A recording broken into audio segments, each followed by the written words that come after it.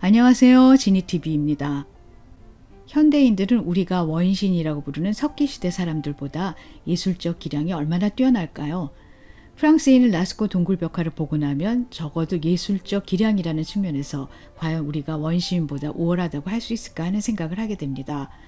벽화가 얼마나 대단하길래 그런 말을 하냐고요? 이번 영상에서 그 질문에 대한 해답을 드리겠습니다.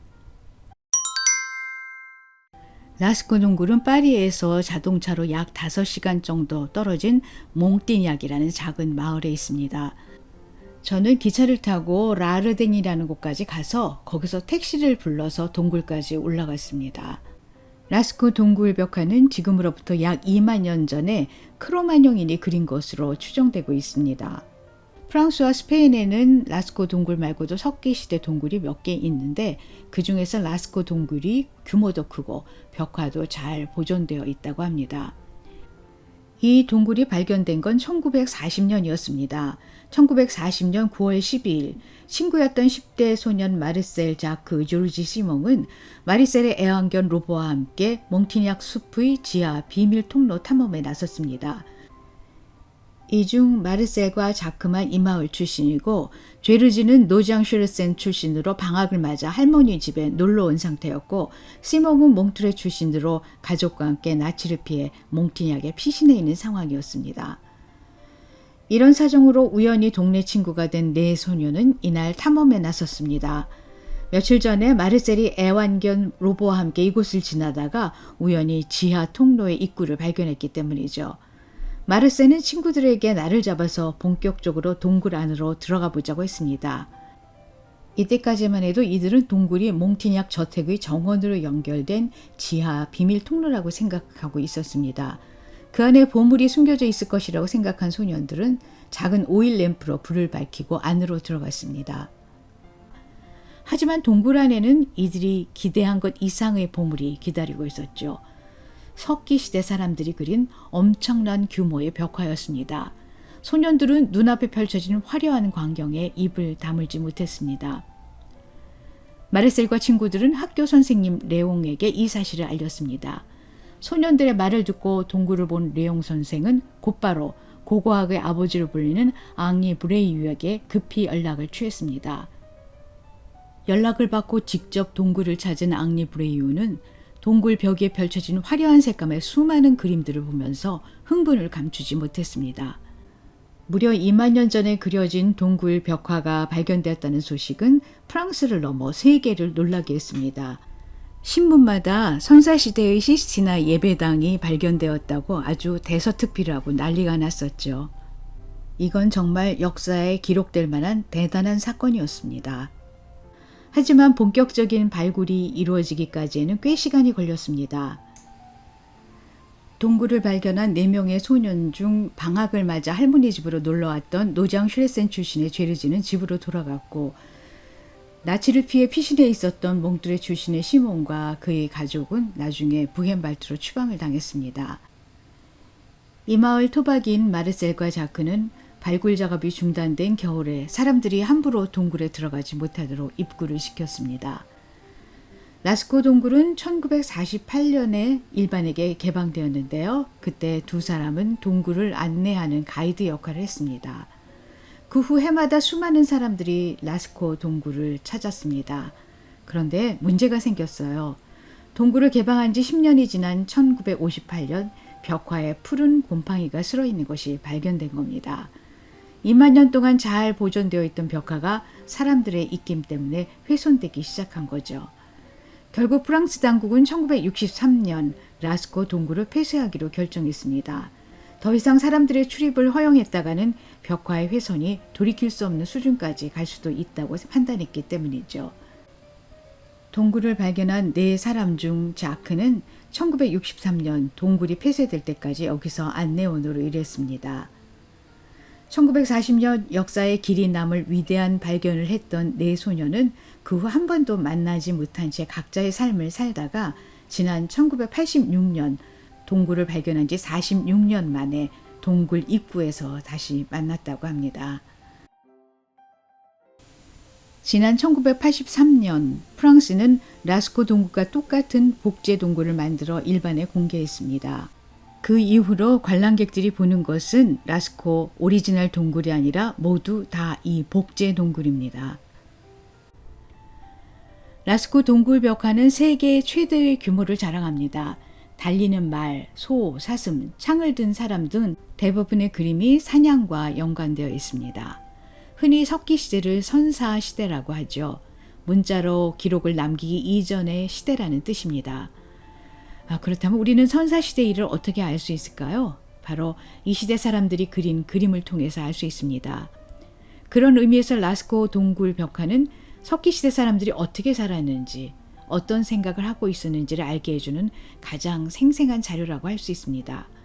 학자들의 말에 따르면 이 시대의 미술은 단순히 무엇을 모방하는 소일거리 이상의 의미를 지니고 있었다고 합니다. 그림을 그리는 것이 놀이가 아니라 생존을 위한 일종의 주술과 같은 성격을 가지고 있었다는 뜻이죠. 그림에서 인간의 모습을 지나치게 단순화하고 상징화한 것에 반해 사냥의 대상인 동물은 아주 크고 자세하게 묘사한 것만 보아도 알 수 있습니다. 이건 부상당한 사람을 그린 그림입니다. 동물들은 아주 자세하고 리얼하게 그린 반면에 사람은 아주 단순하게 그린 걸 볼 수 있습니다. 이 그림을 보세요. 마치 영화 필름 같은 느낌이 들죠? 그림에서 활동사진을 보는 것 같은 역동성이 느껴집니다. 그 옛날에 어떻게 저런 그림을 그릴 생각을 했는지 놀라울 따름입니다. 동굴 바위의 울퉁불퉁한 면에 그림을 그려서 마치 진짜 소의 피부처럼 보이게 한 것도 있습니다. 동굴 벽화는 대부분 사이즈가 아주 큰데요. 어떤 건 거의 5m에 가까운 것도 있습니다. 벽화들은 모두 단순한 선과 면으로 구성되어 있으면서도 동물들의 움직이를 고속사진같이 리얼하게 묘사한 순간 포착의 묘가 뛰어난 걸작들입니다. 그림을 그리는 기량이라던가 대상을 효과적으로 묘사하기 위한 아이디어라는 측면에서 요즘 사람들과 견줘도 결코 뒤지지 않는다는 생각이 들었어요. 1983년에 처음 만들어진 이후에 라스코 복제동굴은 몇 번의 리노베이션을 거쳤습니다.